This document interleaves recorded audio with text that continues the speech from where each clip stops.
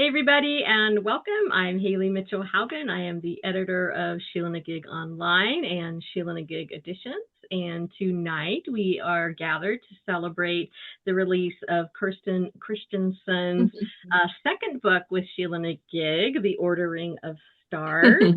She's going to be reading from this lovely book here. And then we have invited readers who are Sheila-Na-Gig edition book authors and also contributors to our winter issue of Sheila-Na-Gig Online, which is volume 10.3. We're in our 10th year now of online publication. Pretty exciting. So that's what we've got going for us. So very excited to have Kersten here. Again, this is her second book with Sheila-Na-Gig. I just did some math, and Kersten has been in 13 different Sheila-Na-Gig online volumes, so that's great. And in 2020, we published her book here, Curating the House of Nostalgia.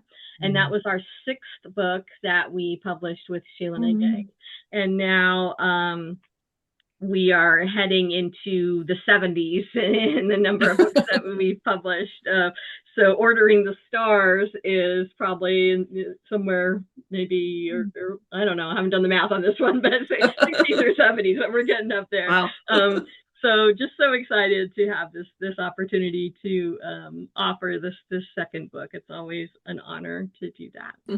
I'm going to read Kersten's bio for those of you who may not know her.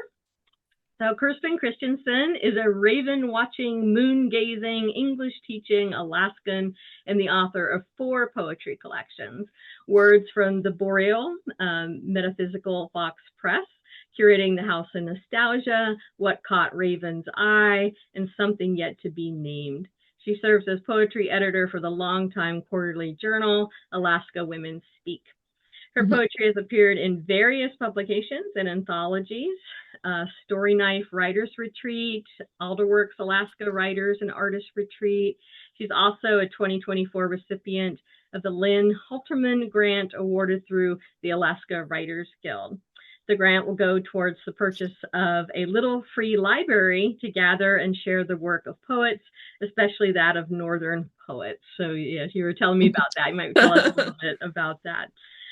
Since 2013, she's been an active member of the regional writers group Blue Canoe Writers. So Kersten is coming to us from Sitka, Alaska, where she keeps an eye on the tides, shops Old Harbor books, and hoards smooth ink pens. Great to have you back with us, Kersten. Thank you. Take it away. Thank you for that intro. And I swear by Dr. Grip pens. So if you're ever looking for a good pen, this has been my 20-year pen.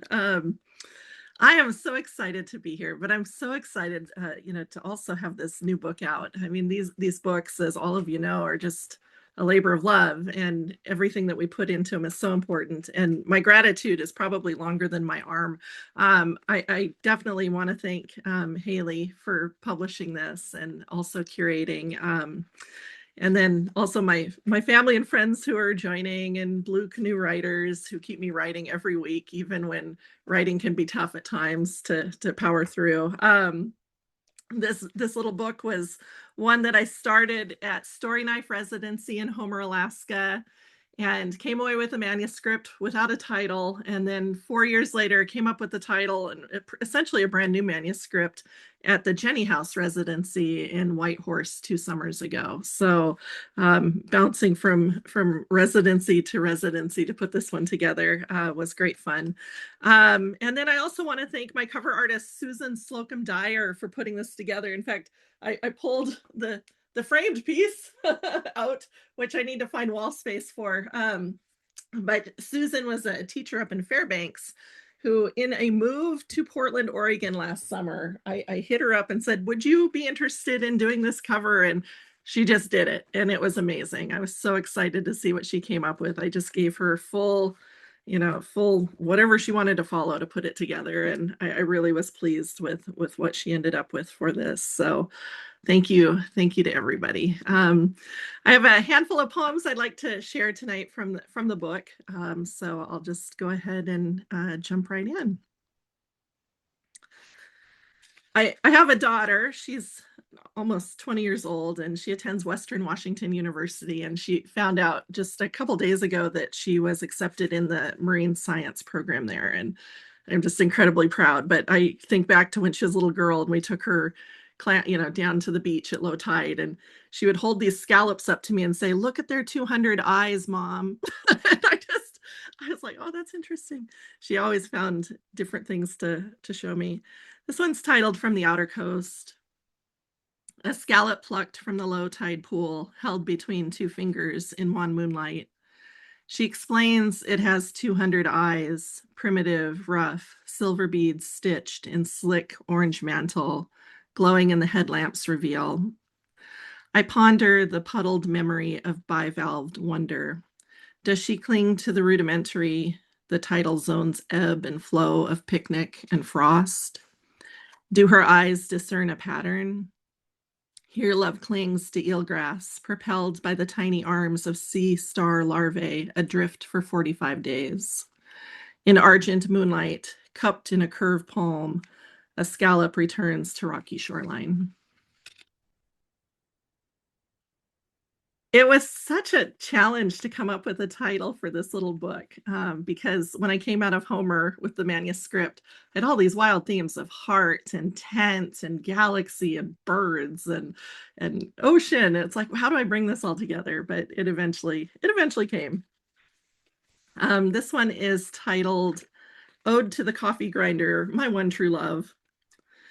By neither rhyme nor rule, I sing twittery exaltations to painted ravens in frames, a flight of larks without path in an empty kitchen. From poem to word, whole to granular, bean erodes by grain to hand. I would open a window, welcome the wind at my door, set granule to flight to travel Zephyr's crest from rainforest to coffee's faraway land of origin, somewhere like India or Peru. Or I could shimmy hip to Nina Simone, to Screaming Kettle, dip and spin spoon, cream rising, the sun in the umbra of a mug, glazed in the shade and texture of Bishop's Beach, early morning sun between squall, crackling night. Aroma of honeysuckle, dark chocolate, lavender, meet the salt of outer coast flood tide, pungent and meandering in its wild.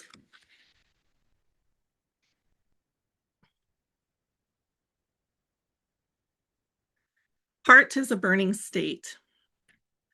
I hail from the crimson heart, tissue-papered organ, one part sinew, other sponge, tied by a stout butcher's knot. One end knotted, the other anchored. Heart scatters memories in sepia, snapping campfire, twinkling eye, morning lantern's light filtered through mesh of branch, screen of tent, trailed, feathered cirrus. Heart is mapped by huckleberries, stippling the verdant branch, raspberries dotting my palm like Google Map markers. Red, teardropped, they travel measured like a beat from tongue to belly. Those from heart dwell in tiny homes with open shuttered windows, unlocked doors, lead to light and airy chambers. On a windowsill perches a Steller's jay, blue jar cobalt, indigo bloomed cry. Its morning squawk bellows to friends, would-be lovers. For peanuts, it will sing a song. For gooseberries, flight. Soon, I'll pull tent stakes, dry and flagfold shelter. Shed this heart, cultivate another.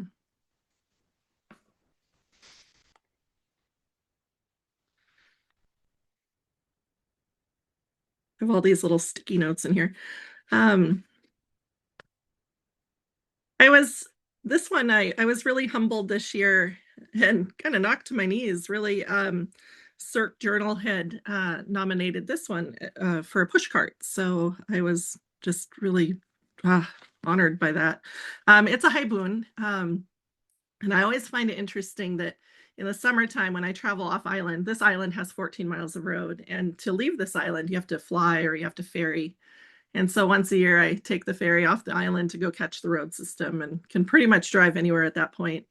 But I also find that when I'm riding on the road, I tend to gravitate towards haibun. And I think it's just the largeness of space, and it's fun to play with that form when I'm traveling. So this one was written on the road a couple summers ago. It's titled Revived by Fang and Claw. The North Klondike Highway runs 330 miles from Whitehorse to Dawson City. The road braids its way through the boreal to meet, greet, and at times offer tender temporary goodbye to the Yukon River before reuniting again with an opened mouth kiss upon your arrival. You can't travel this artery without a finger on the pulse of memory. You remember his lazy left-handed two-fingered steer, windows open, his lower lip packed with Copenhagen snuff, his right hand on your thigh, your hair blowing in the wind like a Bob Dylan song. Eyes wild, kindled by cuss and spark, loonies and toonies clanking in the console, not jazz, but tragically hip cranked on the stereo, radio, cassette, CD, streamed. This time you trip this road like a missile, brake hard to watch Brayburn elk, iPhone photo shoot a grizzly bear clawing through packed dirt, and root for sun-worshipping ground squirrels. Even a deer catches your eye, and you marvel at this unscreened wild, no filter. Not even the acreage of still smoking wildfire can slow you down. You have a 3:30 appointment with double denim tattoo. B is ready to ink Jour, a 57,000-year-old wolf pup, on the arm of your writing hand. A 57,000-year-old wolf pup who still has stories to tell, that her last meal was salmon, that she was crushed in her den, that she still travels north from a museum display to attend Trondequetchin First Nations gatherings like Moosehide. That she was found by miners in a gold field outside of Dawson City. That she first appeared in a poem of yours in 2016, a high boon quite like this. And later, your finger traces this new art resting on a bed of flaming fireweed in your skin. You close your eyes and imagine the unruly nature of her copper pelt, that baby soft animal fur of her. And later, you check into the magenta-trimmed bunkhouse, walk the muddy potholed street to the back alley pizza window. There, the old owner says to you in a thick Italian accent, "Where is your man and your daughter?"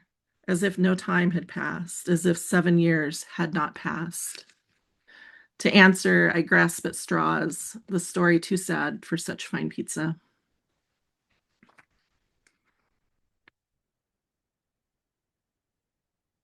Migration After the Trees by Adrienne Rich.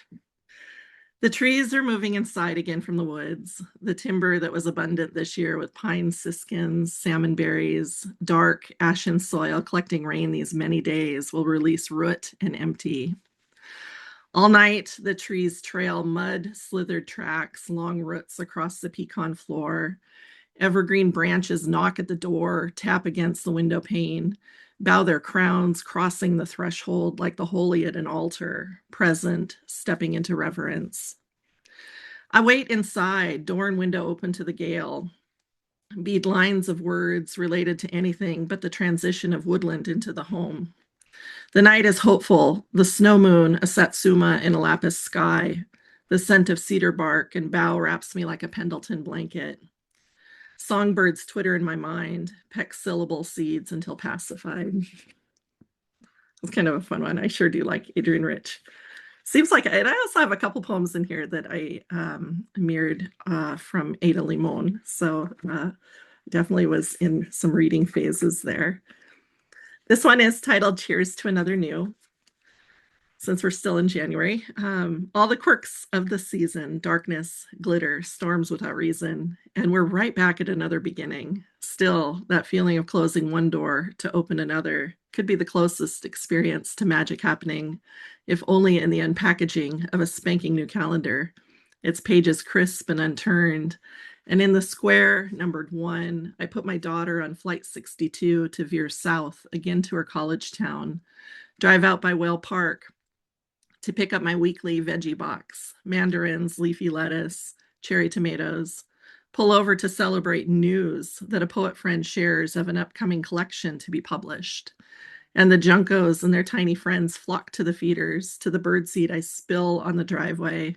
And these are the hours and actions that warrant welcoming the new. Upswing of light, lighter step, stepping into all the light that might shimmer and shine.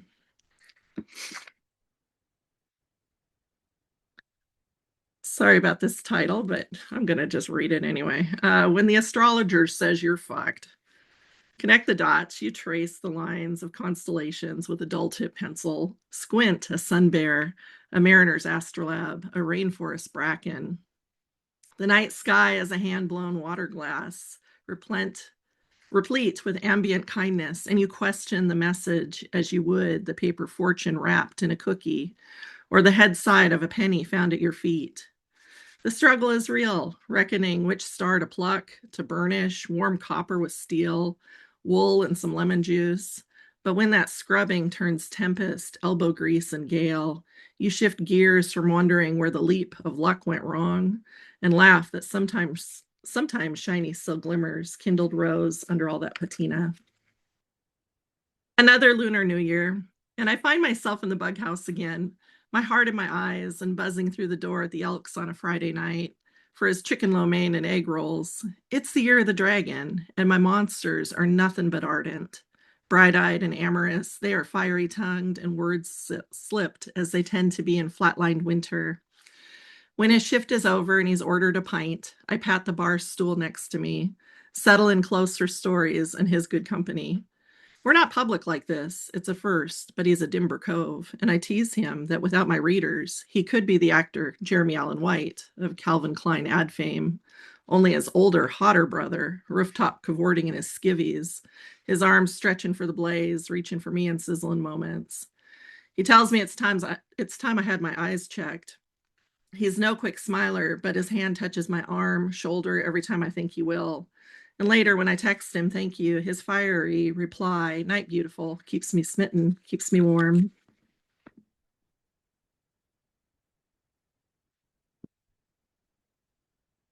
Another haibun that was written for a friend, titled When the Chaotic Knave of Cleverness Calls. When the curtain cloud opens to reveal nothing but clear night sky, your gal pal Gloria wanders over to share stories of love and crime and a bottle of Cabernet. It's her 70th spin around the sun. Between the two of you, there's enough silver gray hair to lonesome to sky, wispy tendrils to entangle stars, pluck them down to land among one foolish heart project or another. Her wild creativity is called again, her muse a frolicking imp of needle and thread. She has stitched postcard panels of tiny deer among embroidered trees under the poet-coddled moon. Could this be a haiku without words? You chat haiku, its identity of nature, breath, both present and presence, of Basha's long wander along a narrow wriggle of road, ambling north, pausing only when the urge to integrate community with writing became too strong to ignore. They say poetry is a bit like lightning. You're obligated to strike, to toss words down on thin page in the interim between flash of light and crash of thunder. And that's all good and fine, but you live on the outer coast, and lightning is a rarity, seldom viewed. So maybe here poetry is metered out more within the space between a whale's heartbeat and breathy exhale. You rehearse the potential line between imagined beat and release, the surrounding ocean filled with pages of all the poems that have been and those yet to become. Later, adrift, dream of long stitched vowels, consonants threaded, finger traced.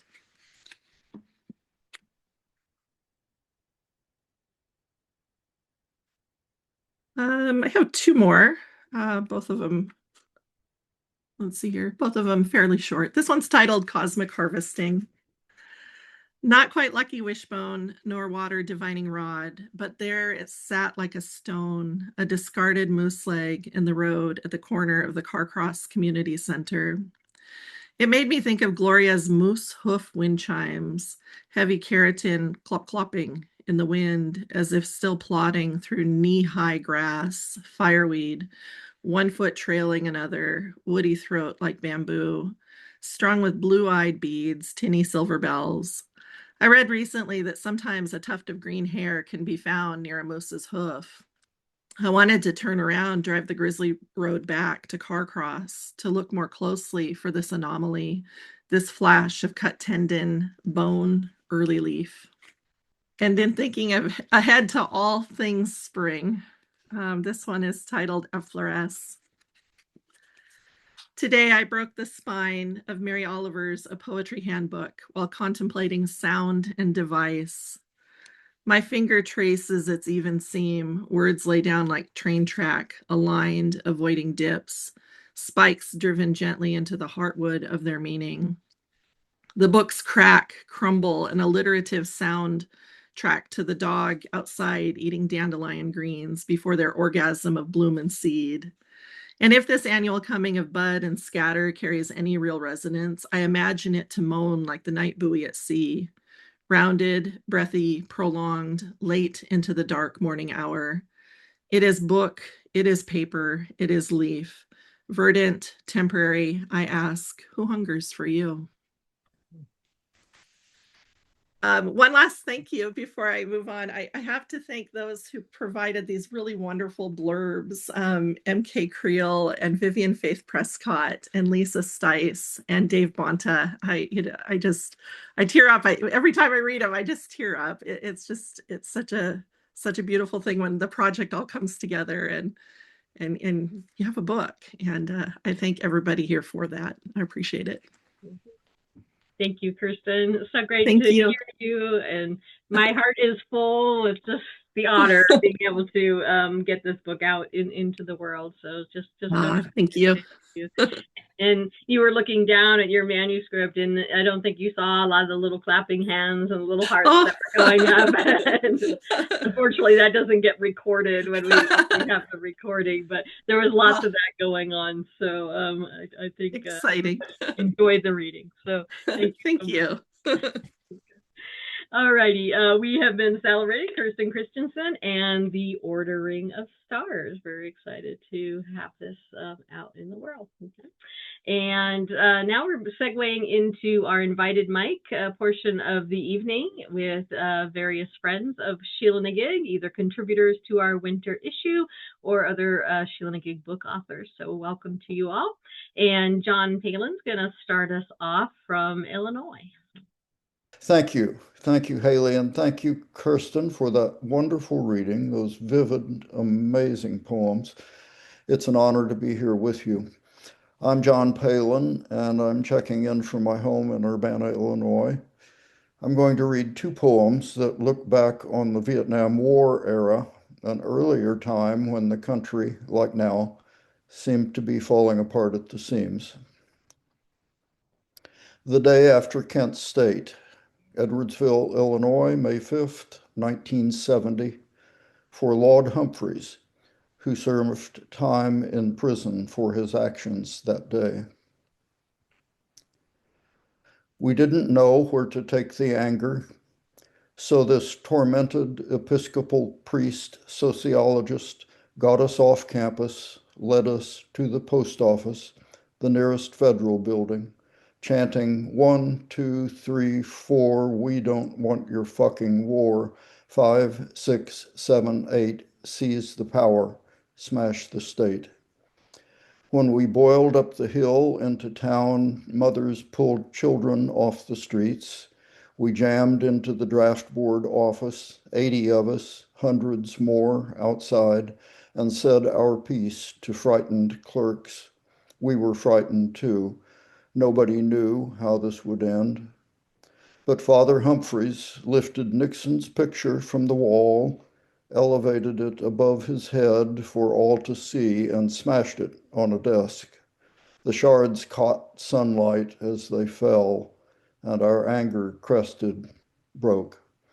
He tore Nixon's scowling photo in little pieces, passed them out, communion wafers in remembrance of dead students, villagers, soldiers, hardly more than boys. Then it was done. We walked out into the warring world. He walked out into the arms of the law.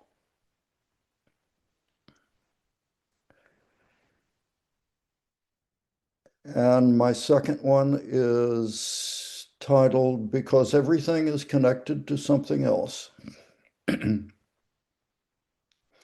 I'm sitting in the Morris chair, watching a documentary about a ripple in space from a supernova. The chair my friend John Bennett bought in the 60s at a Goodwill in St. Louis and gave to me when he left for UCLA.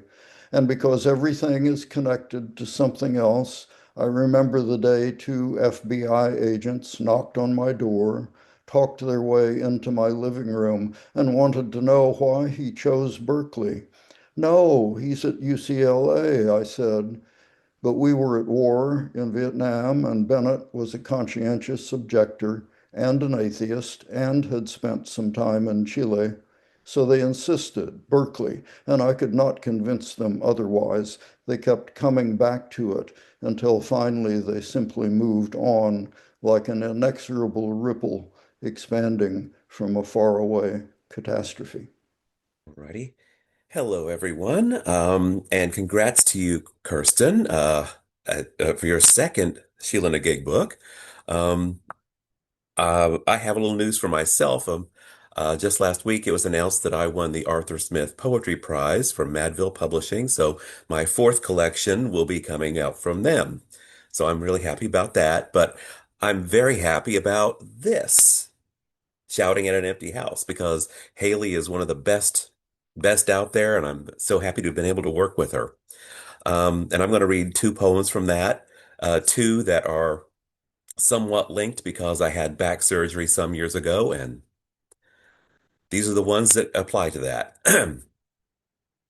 4 years after surgery, I can stand. I can walk and move and turn around to see what I must leave behind. My spine is a stack of dishes, a balancing act, a clattering of ceramic that keeps me upright. Each night I climb the ladder, each loose rung. If you look closely, you may see a scar, a vertical scratch, a faint reminder that we could all be paralyzed. One piece could crumble, and every bridge spanning the world could moan and twist and fall. Every skyscraper could collapse floor by floor into the streets below, the byways below, the hell below. I can stand. I can raise my fists and pound my feet. There is a piece of metal in my back, the beams and bolts that hold the world together, a country, a continent, a plate that shifts and causes earthquakes.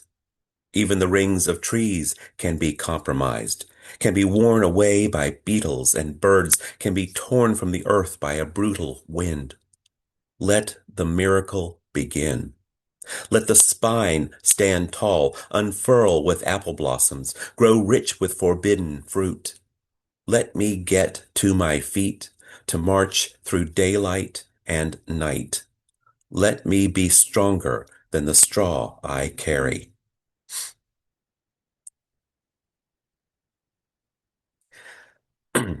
And the second one is called Waiting for the Coming Storm. There will be some pain. For me, a demon in the lower back, a jab and a pinch, the body's prophecy. My grandmother has needles in her hands, and I'm not surprised. Most of her life has been scissors and thread. There will be a change in the light, a body rushing between the sun and home. A giant bird, perhaps. A cryptid, maybe.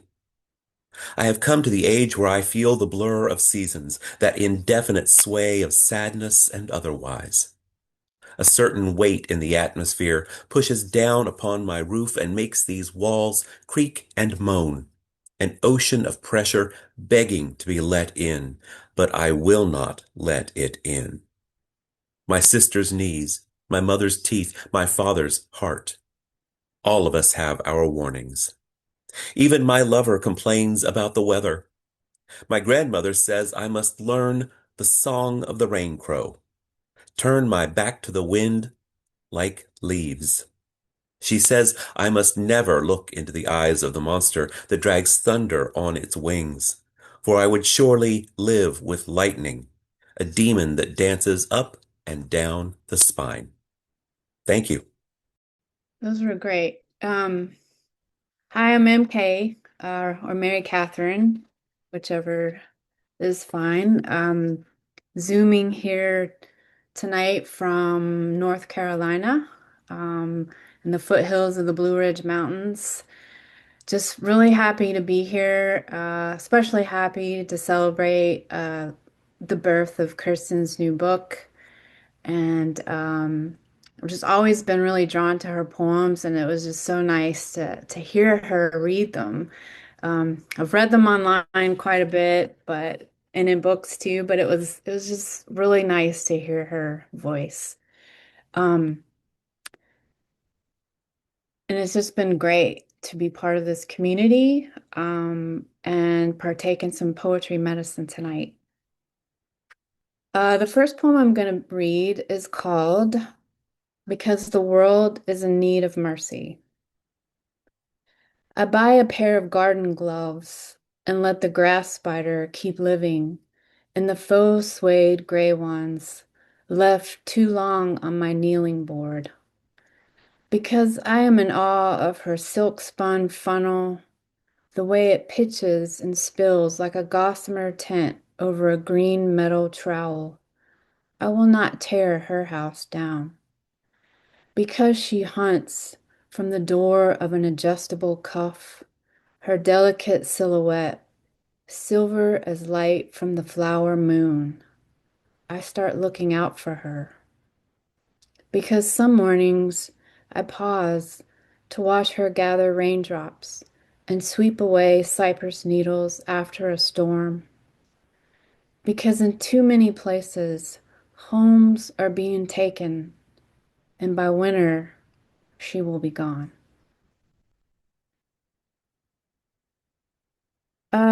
The second poem I'm going to read is actually from a new collection I just self-published with sort of a collaboration with an artist friend of mine who did some inside illustrations, but it's called No One Ever Says. I don't know if you can see it. It is backwards, it looks like, but if you're interested, because it's self-published, it is available on the Lulu bookstore platform. Anyway, this poem is the first in that collection, and it's titled When I Wore the Earth. I never got to bury a cord or placenta, only the toothpick bones of wrens and voles, and once a wild rabbit swaddled in a towel. There was a time I wore the earth like skin, sand-spurred and splintered, catbrier scratched and sticky with pine sap. My body, tinting bathwater red ochre and burnt sienna, left a telltale ring of mud and minerals I was made to scrub away. I wanted to be a different kind of mother, wear my wildness like a buzzing crown of honeysuckle and clover, share the wonder of every small and winged thing. Now, the body is a black walnut husk, split and tooth-scraped clean of fruit and seed, a shade tree offering, softening. Thank you, everyone. Okay, that means it's my turn. And I'm going to change the mood. As you know, live in Lima, Peru. I'm Rose, and I'm a glutton for reading at Hayley's events. And I have to really measure myself a little bit. She's right, I've been here often. Recently, I have been very grateful to everything in my life. I'm a note lady, and I started to write odes to everything I love.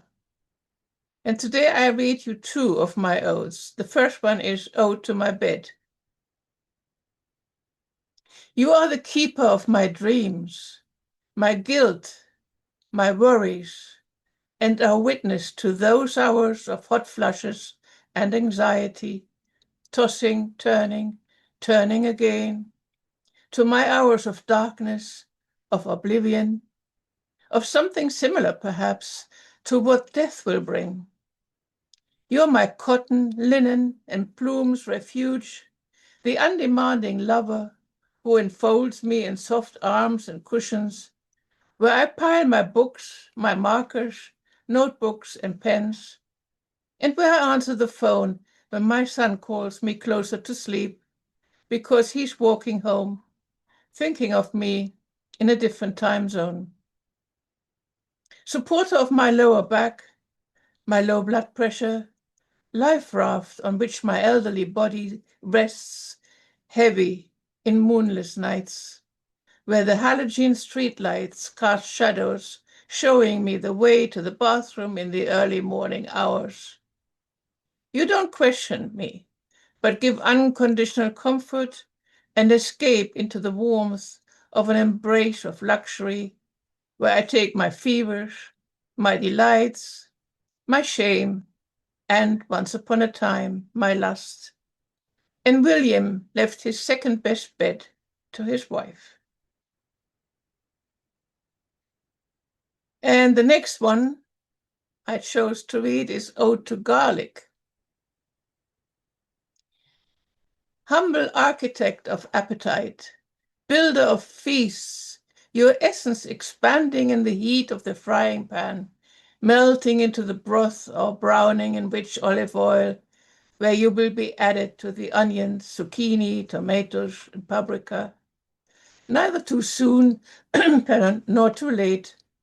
A ghost wafting from the kitchen, a whisper on our tongues. Born in loose soil, growing with the help of the sun, you hide your uniqueness jealously under layers of protective skins, until my knife shows you no mercy, until it cuts you and I peel and peel slowly, exposing your shining, naked, white beauty. You make my mouth water. Your intensity lingers like an innuendo on my fingertips. You are unrepentant. You are garlic. Thank you. So I'm Lisa Shulman, reading from Sebastopol, California, about 50 miles north of San Francisco. And I'm really happy to be here. I was really excited to get a couple poems in Sheila-Na-Gig, so that's what I'm reading today. The first one is called One Wave, a Family Snapshot. We're at the beach, my mother holding her phone, my sisters and I behind her, looking over her shoulder at the close-up she'd accidentally taken of her own pale eye, all of us laughing so hard. My mom, shrunken in age, slumped in her chair. My sisters and I holding on to each other and our mother in a way we never had done growing up, as if our mirth had somehow washed away the angry years, the tangles of blame and sorrow piled up like seaweed on the shore, as if all that pain could recede on this one wave of laughter, our backs to the sea and the tide not yet turned. And the second one is titled Hawk at the Feeder. And it was, I was struggling to think of what to write, and then this actually happened. This morning, a Cooper's hawk dove into the bird feeder, scattering seed, finches, and chickadees. I didn't see if it had caught any small body in its talons, but later a spill of feathers drifting beneath the valley oak told the rest of the story. For a short while, the feeder was empty, chitter and chuckle silenced, tiny bodies hidden deep among nearby trees. Then, one by one, they returned, puffed against the autumn chill, to peck at millet, corn, sunflower, their black bead eyes careful, bright. 3 on the feeder, sharp bills filled, 1 on the chain, waiting. I think how alike we are, these songbirds and our unfeathered selves, how even though death may swoop down at any moment, our flight is brief, our hiding short. So soon we return to gather at the hearths that feed us, the fires that warm our fragile bones. Forgetting the rush of dark wings, we enjoy those small gifts for which we sometimes raise our thin voices in song. Thank you. Those were so beautiful, Lisa. I'm Julie Esther Fisher, and I'm coming from cold Western Mass, and I'm going to read 2 poems that are from my upcoming chapbook. And just a note about the first poem, I use the word wait 3 times in this poem, and the first and third time it's W-E-I-G-H-T, and the middle time it's W-A-I-T. So this one is called Bone Mountain. Bone Mountain. When does loneliness end? They tell me not to ask this question until I break my legs on the mountain climb. I look up at the monastery, an atlas bone holding up the heavens. I promise to continue my weight training here. They accept me on condition that it isn't weight training, that I engage in the purple robes of the momentary, the bells inside my chest, the thin air that might kill me. As I am in my nonage, others are in their dotage, already half fused into the mountain's spine. I tell them what loneliness feels like, an evil tenderness. What I hear in reply, snorts of amusement, someone sneezing out my poor understanding. The unbroken goes on up here in this, my hobbled courtship. Which bone in my body is the most useful? This I will sacrifice, give to the gods, a humerus, say, or better yet, a femur that might give faith a leg. I don't understand loneliness. I should substitute fear, or perhaps reluctance, even try for extreme ravenous hunger or senseless joy. I pass through the halls at night and wonder, will this wind ever take me home? This ache, I can't believe it's me. While I wait it out, the gossip I hear, the clack of so many femur bones buried in the mountain. The next one is called Strings of Baling Twine. I brought him home from his pole in the field, unhooked him. A few bits of straw fell out of his pants. When I carried him across the threshold, as one carries a bride, I swear he smiled, but beneath the brim of his straw hat, who could really tell? He doesn't scare crows anymore. Crows crowd the field and gorge on his absence. They round his abandoned spine in delight, a maypole of abundance. I forgot to pull it up, his backbone. He lies in bed mostly these days, a few mice in his pants tickling him. The farmer never replaced him. In his way, he is irreplaceable. Inside his gloves, the dust of years pooling to his fingertips. He has no hands, so what is this music I hear? All the ways he touches me, holds me, the fresh smell of hay, how it enters me, lives in me, how I too, made of the stuff, often seek the old field to watch the crows gobble what is left of the grain.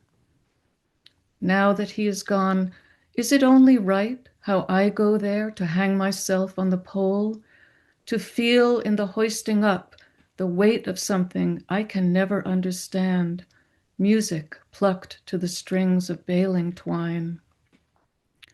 From the margins of the field they eye me, the crows in their brilliantine. I tell them to come, and they do, gobbling my doubt and disappointment, feasting on all the tiny things that give.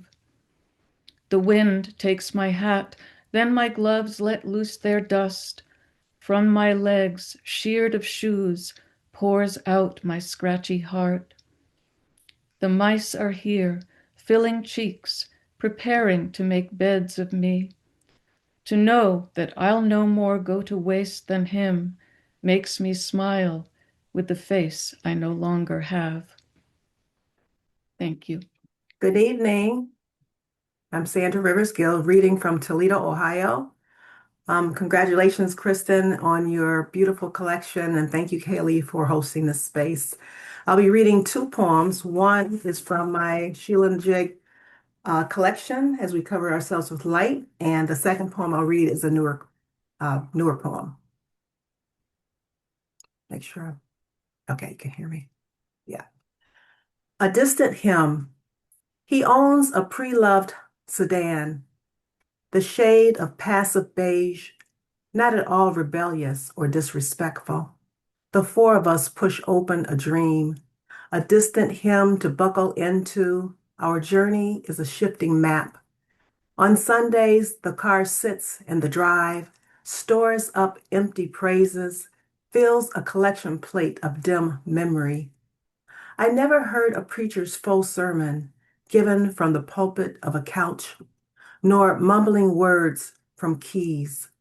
He keeps in his pocket. The three of us march on, wearing the rain of broken umbrellas. Thank you. Okay. The second poem can be found on Rattle, their Ekphrastic challenge contest a couple months ago in August. And it starts with an epigraph for Richard and Mildred Loving. Who dares sing the bars of their song? When old crows want to lean against the lyrics of a love song, new grooves turn revolutions. We are timbra and sonorous chords dancing a slow midnight note, our signature keys. I resist the harping of hurt, hashtags still percuss across the vinyl of ebony bodies. What is blooming recounts the art of physics and love, performs a mic check. You and I hold space. The metaphor of our rhythm is still an American anthem. We rise, bombs in our hands, our beautiful duets, every measure a mood, a resounding of our souls, climb ladders, each rung a moved mountain. Thank you very much. Hi, I'm Michael MINASSIAN. I'm coming to you from a small town about 30 miles north of Atlanta. My wife and I recently moved here to escape the cold northern winters, and now I'm freezing. Ice storms and snow is on the way again. Okay, so thank you. And thanks, Hayley, and such great poetry tonight. It's been inspirational, really. The first poem is called Christopher Marlowe Buys Me a Drink. This is from my book, Lace Book, from Sheila-Na-Gig. At first, I don't recognize the person sitting on the next bar stool. His hat pulled down low over his forehead. I hear him order an ale in a clipped British accent and realize his clothing has a distinct 16th century look. Christopher Marlowe? I ask. Call me Kit, he replies, fingering his wispy mustache and winking at me with his one good eye. We talk for a while about theater, exotic birds, and the British monarchy, but he makes no mention of Ben Jonson or Shakespeare. When I get up to leave, he offers to buy me a drink. These vagabond seasons are out of balance, he complains.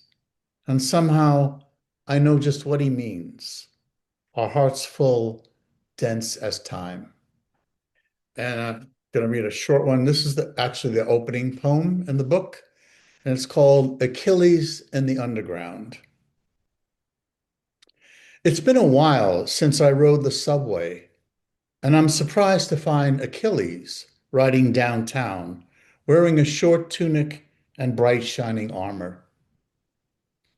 Like many riders, he's scowling, but this is the underground, and he may not be the only one who is unhappy or dead. When the lights flicker and the train stops between stations, I notice the other passengers shift nervously as he lifts his sword and gets to his feet. But he's only giving up his seat to an old woman all in black, like the widows of Troy dressed like crows before they leapt off the wall.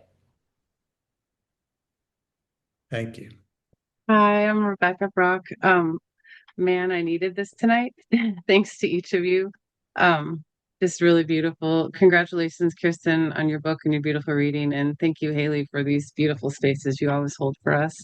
I'm going to read two poems. One is from my Sheila-Na-Gig book, The Wayland Breaks. We were never made to be invincible. As a child, my childish heart loved Robin Hood, the cartoon version, where he and Maid Marian are foxes. And when he runs the jailbreak, I loved most the little baby bunny saying, "Mommy, Mommy, wait for me," with her little bunny lisp and her little pink nightgown, trailing her little stuffed bunny. Her mother screamed, "My baby," and Robin Hood turned back to look.